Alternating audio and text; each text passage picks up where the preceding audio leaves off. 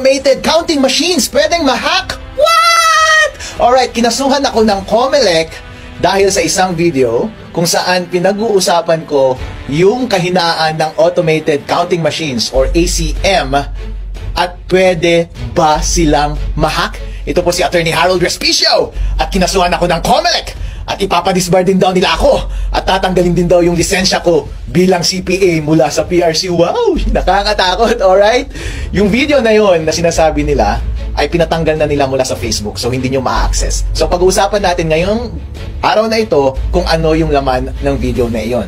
Alright, ako bilang abogado ay isa rin akong IT expert kasi bago ako naging abogado ay isa akong CPA. Nagtrabaho ako sa Deloitte, ang #1 auditing firm sa buong mundo.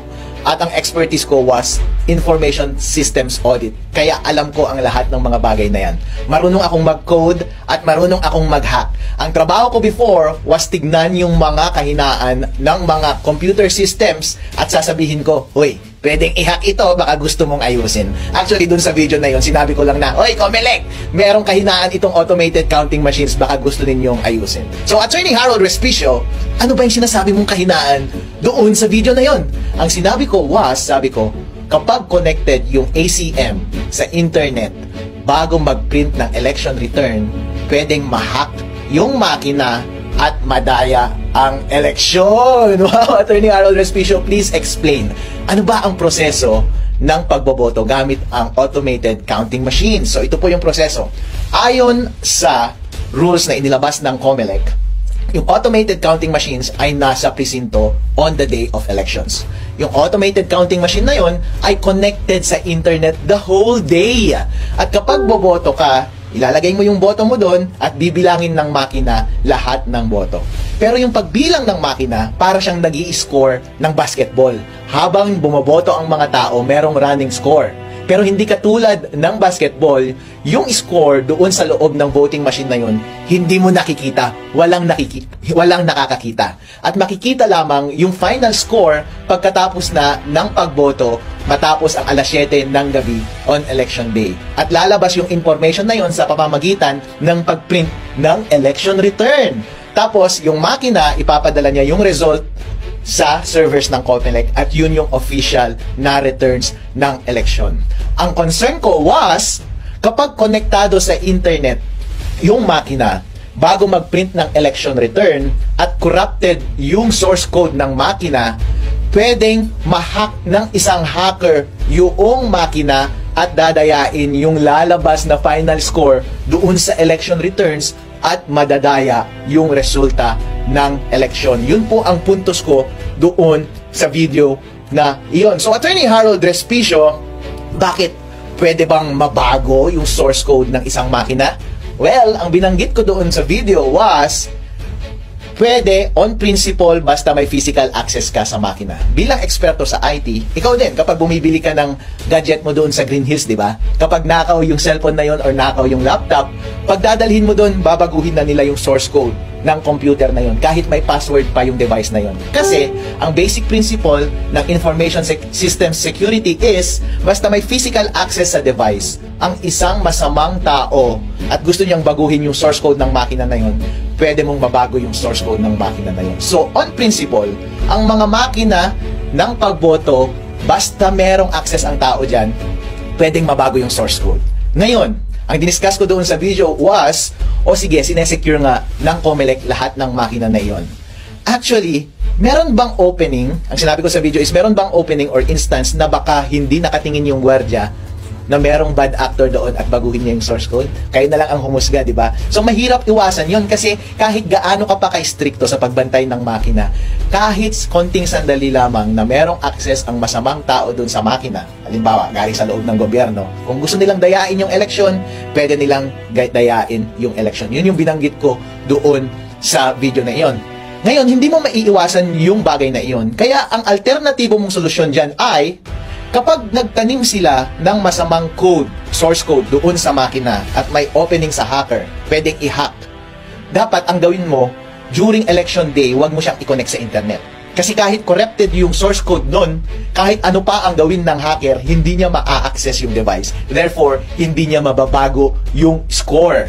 And kapag hindi niya nabago yung score, ang lalabas na score ay yung tamang score sa makina at walang magagawa yung makina. Once i-connect mo na siya sa internet later at ipadala mo yung results sa server ng COMELEC, hindi mahirap nang dayahin yun kasi may kopya na lahat ng watcher ng totoong resulta ng eleksyon. Yun yung binabanggit ko na pwedeng opening doon sa video na iyon.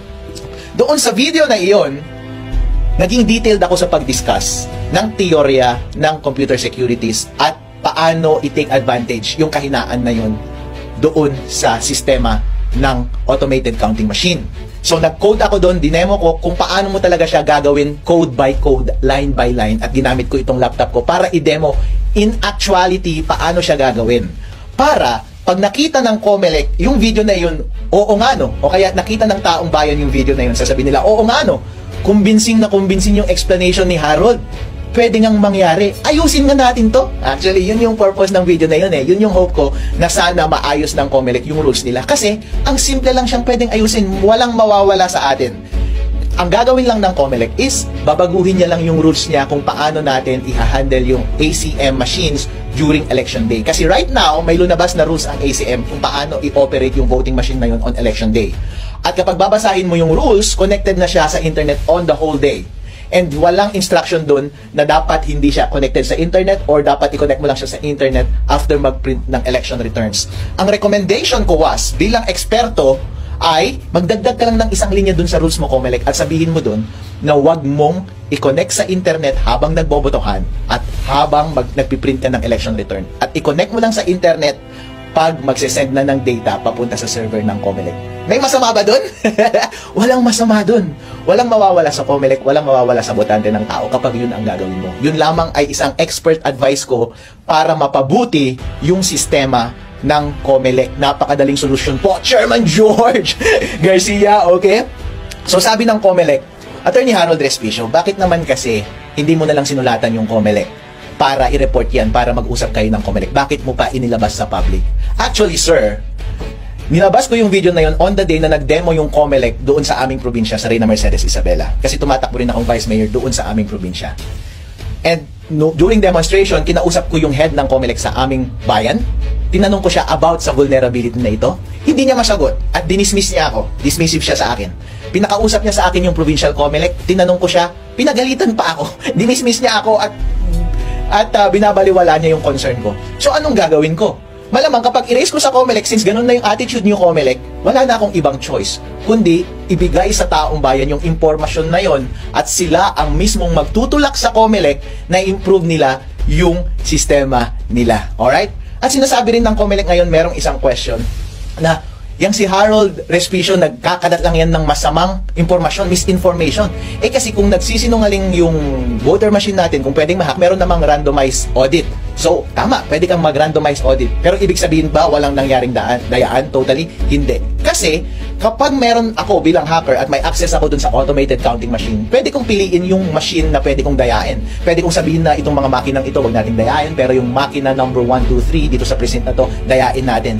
Paano kapag dun sa randomized testing mo, ang itest mo ay yung mga makina na hindi nadaya? The only way na pwede mo lang masabi na totally na walang nangyaring dayaan sa election is i-test mo lahat ng voting machine at i-secure mo lahat ng resibo ng boto doon sa ballot box na yon. At dapat isa-isahin mo kung nagmamatch lahat ng ballot box at saka yung resulta ng boto. Since hindi ginagawa ng COMELEC, hindi nila pwedeng i-discount yung possibility na pwedeng madaya yung election. Yun yung point ko po doon sa video na iyon. Ang question pa sa akin ng media is, Attorney Harold, bakit ginamit mo ba yung doon sa video mo, ginamit mo ba yung code ng COMELEC, source code ng COMELEC? Hindi! Wala akong kopya ng source code ng COMELEC. Wala akong kopya ng firmware ng voting machines. Wala akong access sa voting machines. Hindi ko alam. Pero lahat kasi ng prinsipyo ng lahat ng information systems katulad ng mga ACM ay pare-pareho lamang yan. Ang dinemo ko lang doon ay kapag ako ay isang eksperto, ganito ang pwedeng mangyari para maayos itong sistema ng COMELEC. So, dinemonstrate ko doon kung saan yung mahina na parte. Kapag ako yung masamang individual na gustong dayain yung makina, ipinakita ko doon kung paano mo talaga i-code. Gamit ang ibang source code, gamit ang ibang equipment. Ang ginamit ko lang na equipment is yung laptop ko, hindi yung actual voting machine.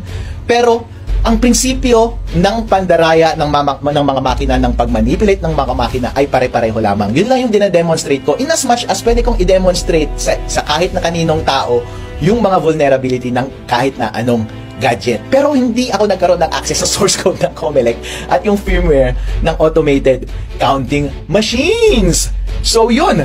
At yun nga, pina-down na ng Comelec yung dalawang video yon na nasa Facebook na nakapost. Ngayon ko lang na-realize na yun pala ang dahilan. Kasi sabi ng Facebook, sabi ko bakit ninyo tinanggal itong mga videos na ito? Sabi ng Facebook sa akin, kasi may nag-report na nagbabiolate ka daw ng batas. Sabi ko, freedom of speech yan. Kaya ako nagsasalita tungkol dito is gusto kong inform yung tao dahil kapakanan nila ito, demokrasya nila ito para sa integridad ng halalang 2025. At sana marinig ng Comelec para magbago ng rules yung Comelec. Actually, tinanong ako ng media kanina, so Harold, ano ang response mo dito sa mga kasong gagawin sa'yo? Kasi ipapadisbar ka pa daw sa Supreme Court at tatanggalin ka pa daw ng lisensya mo bilang Certified Public Accountant dyan sa PRC. So anong response mo? Talagang ganyan ang buhay. Wala tayong magagawa. Kung gusto nila, kunin na rin nila yung aso ko kasi gusto na naman nilang sirain ng buhay ko. Pero ang bottom line is, Chairman George Garcia, pagkakataon mo to na patunayan ang iyong sarili. Legacy mo ito.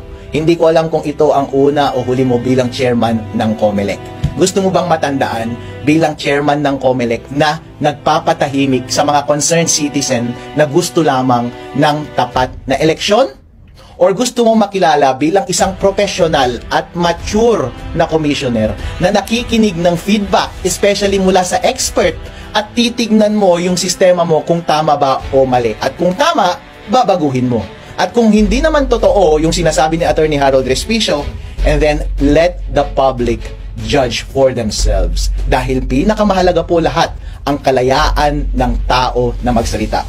Nangyari na po ito paulit-ulit sa maraming gobyerno sa buong mundo, kung saan merong mga taga-tuligsa sa gobyerno at pinapatahimik nila yung taong iyon. Pagdating sa huli, ang talo ay yung mga abusadong gobyerno na iyon. Pagdating sa uli, ang katotohanan pa rin ang lalabas. Kaya ang advice ko sa Comelec ay, kung sa tingin ninyo, aatras ako sa impormasyon na to, or aatras ako sa kandidasiya ko bilang Vice Mayor ng Reyna Mercedes ng Isabela, well, hindi ko gagawin yun. Dahil nagtitiwala ako sa ating batas na ang tama at ang karapatan nating mga individual na malaman ang lahat ng transaksyon ng gobyerno ang siyang magwawagi sa huli. So, yan po. Ako po si Attorney Harold Respicio, and this